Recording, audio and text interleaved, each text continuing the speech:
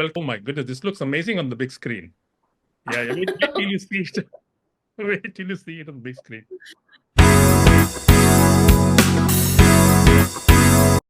Today on the Best Day of Your Life show, we are joined by Prakruti Gupta Rao, a visionary entrepreneur whose journey is nothing short of inspiring, especially as we celebrate Women's Day.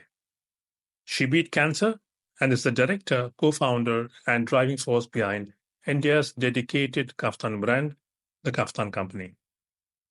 From the inception of the Kaftan Company to navigating the unpredictable landscape of entrepreneurship, her story is a testament of resilience and creativity. Get ready for a deep dive into the world of fashion, business, and personal growth as we sit down with the remarkable Prakruti Gupta Rao. If you like this type of content, be sure to subscribe for more inspiring stories from various facets of life. So grab your headphones and let's celebrate the spirit of empowerment. Welcome to the podcast. This is Best Day of Your Life. Hello, Prakriti, and welcome to the show. Thank you. Thank you so much, Taj, and thank you so much for your kind words. So the Kaftan Company caught our attention. Take us back to the beginning. Uh, what pivotal moment was it that you said, I need to start the Kaftan Company? So the Kaftan company now is an 8-year-old brand, and we've been in this industry for about 10 years now. And earlier, when we were, doing bulk production, I was getting bored and I wanted to start something on my own. And coming from a family of entrepreneurs, it runs in the blood. You can't just stop with one thing or stuff like that. So yeah, it was actually a culmination of different points in our lives, the way the brand came up and the idea came up. We had first created kaftans as part of our initial western wear brand called Shibori back in 2011, and then we realized that it had a great sell through compared to all our other products. And also, when I was going through my cancer treatment, I was told to wear loose, comfortable, cotton clothing. And at that time, it was not very readily available in the market. Everybody used to be sticking to kurtis and leggings in India. And, I was like, this is a gap in the market when I got into the fashion industry. And also, when I was pregnant, I realized that there's no good maternity wear. There is no brand dedicated to maternity wear or loose clothes or comfortable clothes, and you just had to buy plus sizes, which really looked very funny on you. So, these were the few little points that came in our mind, and we thought about starting something out of the, normal, where everybody's doing the same thing in India. Everybody was going into the same categories of fashion. So we were like, no, let's look into the comfort aspect of clothes first. And that's how we came up with the idea of the Kaftan company. We realized that there is a niche and, there is a requirement in the market. So that's how we came up with the idea. When you truly said that and you realize that there's a gap in the industry, Yeah. how confident or convinced do you have to be? A lot of people want to be entrepreneurs. Yeah. How confident do you have to be to say, okay, I'm going to take a chance on this industry and I'm going to make it happen? Is it just pure self-confidence? I think it's a personality type. Not everybody can do it. I mean, you have to be a risk taker for sure. And I think I have been always a risk taker. And my personality has always been like, if, someone's going left, you go right type of a thing. So it's always like, I want to do something totally different. And I love challenges. If it's easy, I won't do it. In fact, if it's easy, I can't do it. I don't know what it is, but if it's easy, then it just doesn't come into me. I find it difficult. When something is difficult and challenging, then it becomes easy for me. So Okay. yeah, so it was. It's people can start, but they should be able to, sustain themselves in that lifestyle. They shouldn't be giving it up. They should stick to it because it's not easy.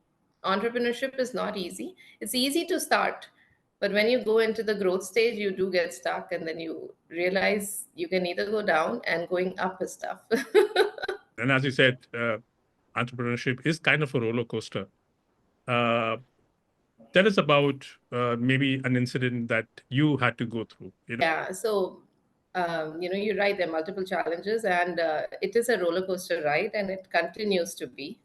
When we started the company, like I said, Kaftans itself was a niche. And, we're proud to say that we were the first brands in India who introduced Kaftan as a category in the fashion industry.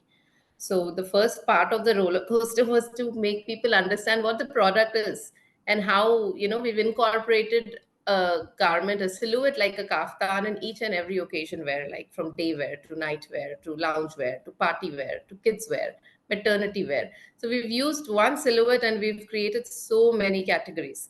And not just that, from small sizes to triple XL sizes was what we introduced. When we introduced 2XL, 3XL size in our brand, there were, I don't think, any brands, regular brands, who were doing plus sizes at that time. There were different brands for plus sizes. So this was one concept that we started, and again, out of the ordinary. And after passing the initial phase and entering through our growth plans, again there were other parts of the roller coaster going up and down. Many players have entered the market, taking inspiration from our styles. And yeah, Yeah.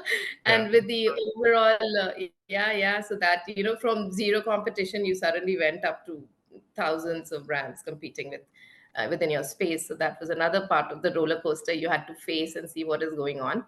And with the overall apparel industry being hit in the last few months, you must have read it in Yes. the news. It's been like, okay, we're now only in the kaftan zone, and it's been tougher than we thought. But even after having so many challenges, I think I've gone through one of the biggest challenges of my life, which was battling cancer at such a young age.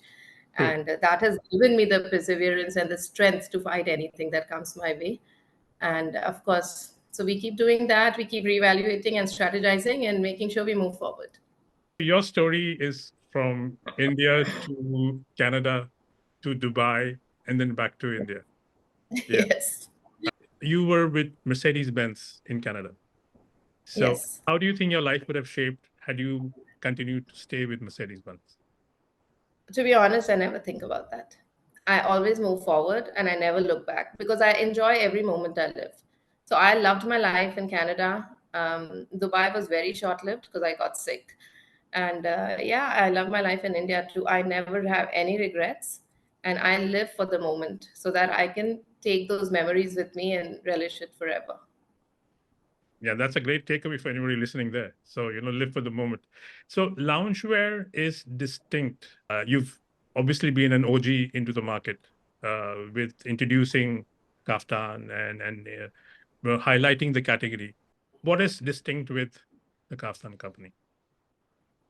So when we were doing our research into starting a new brand, we realized that in India there are thousands of brands for ethnic wear and a lot of brands, international and domestic, for Western wear. And nobody was focusing on loungewear. It was a gap in the market again. And kaftans is part of a loungewear because loungewear is basically something you can just wear at home. You can step out. Women, they do so many multitasking things during the day. They have to pick their kids from school. They might have to go down to just pick up some groceries. You can't keep changing clothes for every hour for different True. occasions. Yeah. Yeah. So it was very important that you make a loungewear which is not just comfortable but very beautiful, something that looks very pretty, something that you can just wear at home confidently and feel good about yourself. And you can just step out, open the door when somebody comes. If there are guests, you don't need to rush into your room and change that, oh, I got to get out of my nightie or something like that. No, so Yeah. that was the thing. So that is what kept us, different. There was nobody at that time when we started 8 years ago doing beautiful nightwear. It was very typical. It was a Yeah. very typical kind of nightwear being sold in the market. So we came up with beautiful digital prints that we designed in house, and something that it's a differentiator for us, something niche. And it's not just the garment. It's not just about stitching a garment into a kaftan. Anybody can do that. Even somebody at home having a machine can do that. But it was about the fabrics, the quality of the fabrics, which is supposed to be very comfortable. It was the prints that made our brand so different, and it still does. And then adding new categories has kept us up in the market. Nursing, maternity kaftans. So when we came up with the idea of maternity kaftans, And as a woman, because we go through these phases, it's very easy for us to understand the pain points of the customers. And nursing kaftans were not available. It was either a maternity dress or a nursing dress. So Right. I combined the two concepts, and I said, okay, why not give them a nursing option in the maternity garment itself, so that they don't have to first waste money, and then they have something already. They don't know when they're going to deliver. So that kind of helped with keeping things fresh in the market. And then we launched kids kaftans, and now we are launching men's loungewear as well. We have launched it, so we're just going to start working towards that. Yeah. So fashion for me has always been functional, and have you always had a artistic mind, eye for detail? And if you see the catalog that you have online, it's very trendy, it's modern. I would also say you're a couple of seasons ahead of your time already. So even I know if Yes. people are trying to catch up, they're probably looking at what you're already doing and then trying to cater their work around it. So how was your childhood, and has that shaped you, or did you develop this over time?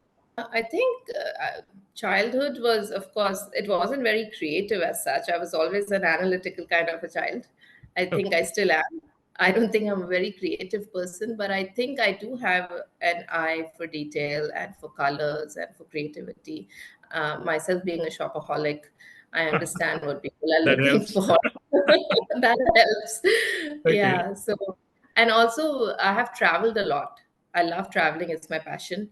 I've lived abroad for over 10 years. So I think that has given me an all-round, feel towards fashion, what people in different countries wear, how fashion has grown in different countries over time.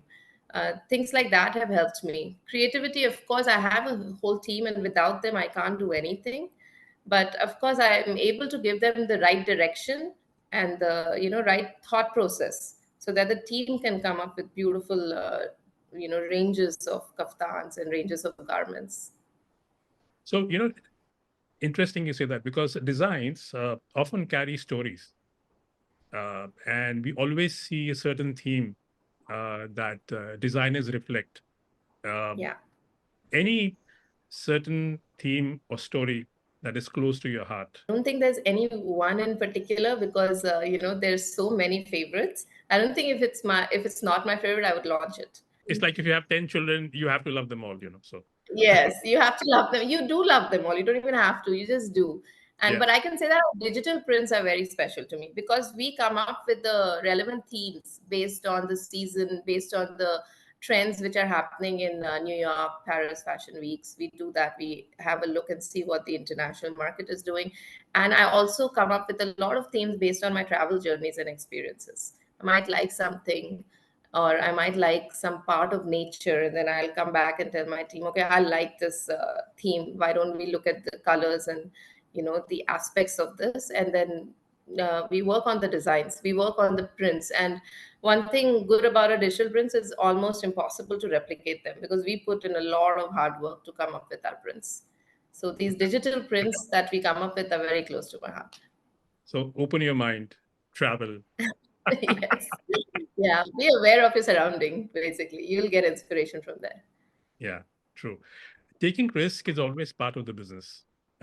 It's part of the game. Any risk that you took, which unexpectedly paid off?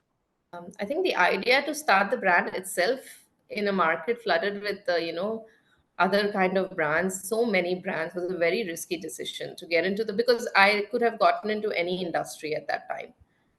Yeah. I got into the fashion industry just because of my passion. And yeah, that was very risky.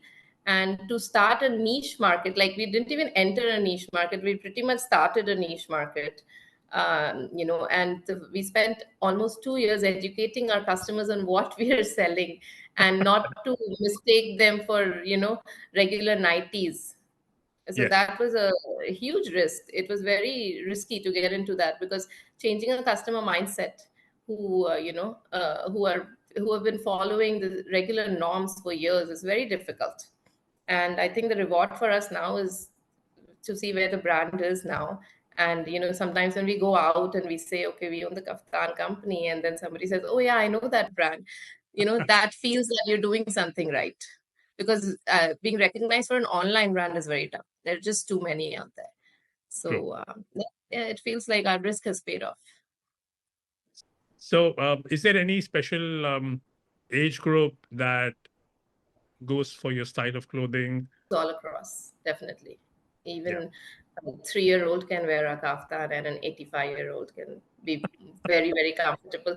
There are some customers who tell us that, their mothers just love the garments yeah, and that's all they wear. And it just feels so good. I can't tell you. It feels like, okay, I'm just so happy that they're comfortable in what they're wearing at that age. yeah, yeah. That is, abundance validation. That you get for the work that you do. Apart from the other achievements, which I see you have a lot right behind you. So, but yeah, Thank you. now, Yeah. yeah. So, um, there's a lot of talk about sustainability and eco-friendliness. Is that something you look at with the Kaftan company? Before the sustainability buzzword even started, we were a very sustainable brand and we didn't even know about it because a kaftan has no wastage. You're using the product, the fabric end to end. And the 5% wastage which comes in our production line is recycled. So we Yeah, have always been a very sustainable brand. And, my name is Prakriti. It means nature. So I've always been very close to nature. This is a very touchy topic for me also. And, as you might be aware, fast fashion is being responsible, to the large extent for all the landfills and pollution and all of these things in the yeah, planet. And sustainable is an ongoing initiative. I think every brand now is looking into it, but being honest about sustainability is very important. I mean, people are using it as a marketing tool as well, saying that, okay, we're sustainable, but are you really sustainable? Are you doing virtually zero wastage in your production lines? Are you using best possible fabrics? There's a lot of information required for this, for brands to understand and for customers to understand. I mean, they should see the word sustainable and they should question the brand saying, how are you sustainable? Please tell us. We want to know. Customers should start knowing about this, I think. And only then the user and the seller, there will be some harmony in terms of sustainability. And I think it's very important. We look into it all the time in our production cycle and make sure that we are sustainable. Do you think social media is playing a important role in this education? I think it is. I'm not a big user of social media personally. Okay. I prefer living in the moment and spending time with people around me rather than looking at screens all the time. Yeah, But yeah, I think so. I think there's a lot of awareness through social media about sustainability. People are looking at Instagram and Facebook and seeing what is going on. And I don't know if people are understanding what it really means, though. yeah, I think they yeah. really need to question and understand what sustainability actually means to the environment, to us. So traditionally, when you look at clothing stores in India, you primarily focus in India. Of course, you do also market internationally. They tie up with the big store, or you have your own standalone stores. What made you decide to primarily focus on online? We were, when we had our initial brand, Shibori, we were the first brand to go online on Amazon for Western wear when Amazon came to India. So we're that old and online brand. With our Shibori brand, we were the first 15 brands to go live on Jabong. We used to do home furnishing. So we were Yeah, the first few brands to go live on, old websites like Fab Furnish and all. So we've been online since then. So we've always been online at that time. So it was just easy because we had built these relations with all these online portals. And that's how I learned how to do a business or, start a brand. And yeah, so that's how it's always been online for me. However, saying that, we are starting our first store this year. We are in the process, so hopefully you will hear about our first flagship store very soon. So I think you have to be omni-channel. It's not one way or the other. It's just how you reach your customer. And online, you have to be in both to succeed or to build a brand. One is not enough. question. So, what's in the pipeline for Kaftan Company? Any exciting new projects that you have in mind? Any teasers that you'd like to share with us? I think it'll be exciting for you because we are launching something really cool for men. I don't think anybody has dared to do that in India yet in a large format. And we're launching kaftans for men, night dresses for men. So these are two things that we are launching, and I think men also deserve to be comfortable. They don't always Yeah, have you know, in their uncomfortable attire. Yeah, I think it's required in the market. Something different for men always, because we're always focusing on women in the fashion industry when it comes to new products. Menswear has always been, status quo, shirts, pants, t-shirts, polos. That's pretty much about it. So, so now we are launching kaftans and yeah, stylish loungewear for men in very, very comfortable fabrics. So yeah, let's see how that goes. That's our teaser for this quarter. yeah, Every season we come up with something, something exciting for the customers for this early 2024. Kaftans for men is going to be the popular one for us. yeah, yeah. So, this podcast is going to be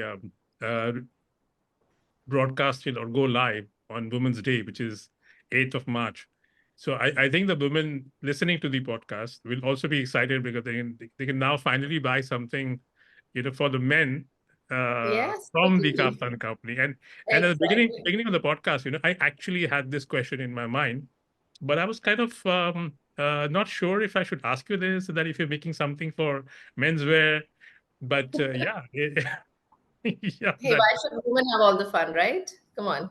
I Men completely have always been supporting women in their journey, and I think we should also think about them. So yeah, I think about the comfort for all people, not just women or kids. On a daily basis, you keep learning about these. You look at your mentors and you see what they've done and learn from them, your inspirations. And yeah, I've learned a lot from my parents. They've run businesses, how to focus on customer needs, how to keep them as your topmost priority, how to be empathetic towards your employees. So all of these have, been part of my personal growth in this entrepreneurship journey. And we keep evolving and keep growing as and when we face challenges, I think. We share the ethos of our brand with our customers in terms of versatility. The product can be worn in many ways, stylish attributes, and most of all, comfort.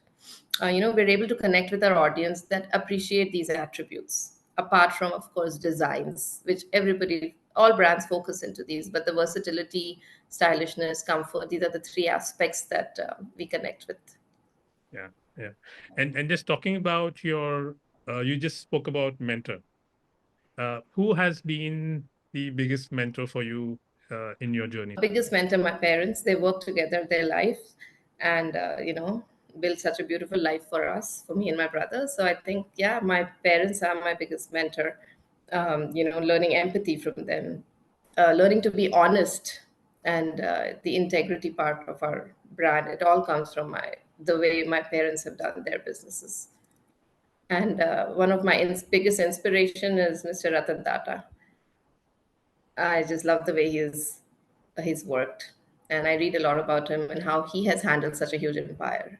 We might not be as big, but we can take some pointers from them and apply it in our own way of working. So is that something of a legacy that you're looking to build? No, I think it's me and my husband. I wouldn't take it away from him. But yeah, no, we want to definitely build a legacy. Maybe one day. It's very difficult to do that. But like I said, I live one day at a time, and we're just trying to build a brand as of now and see how it goes. We want to be remembered for our designs, our comfort, our quality, our customer centric approach, and resonate with all those wanting to live free. So, live free is our tagline, and we want to live free of constraints, free of stereotypes, free of societal pressures, and simply live the life that you want to live while enjoying being in this life and enjoying wearing our products. So that's what I think. Entrepreneurs listening to the podcast, um, any advice or pointers you would like to share? I think perseverance and dedication is very important. as entrepreneurs. Just if you believe in your product and believe in yourself, don't listen to others. Just listen to your inner self and go ahead with it, because there are just too many people who don't understand you. They will tell you what you're doing is wrong, but don't go for it. If you think it's right, then you should go for it. You don't have to worry about what people think. Just live free. So yeah, and if you were to go back to your 20-year-old self, what is one piece of advice that you would give yourself looking back now? 20-year-old self. Oh, it's been too long, Taj. Younger self, what is one advice that you would give yourself? I feel I've done everything right. I was 20. So you would live the same life as you are now. I would live the same life. I don't think if I knew I'm doing something wrong, I wouldn't do it, right? Yeah, true. So yeah, no, but really no advice as such. I think I've lived my life to the fullest. Even when I felt sick, I didn't give up. I mean, of course, there were a few days where I thought, why me? But maybe because I was so strong in life and because of my family support, I think that was something that helped me move forward and not look back or not cry over it. Just take it as it comes and just move forward. Thank you, Prakriti. That was an amazing conversation. Keep launching new things. Keep surprising us. Done. Yeah, and we always wish you the best.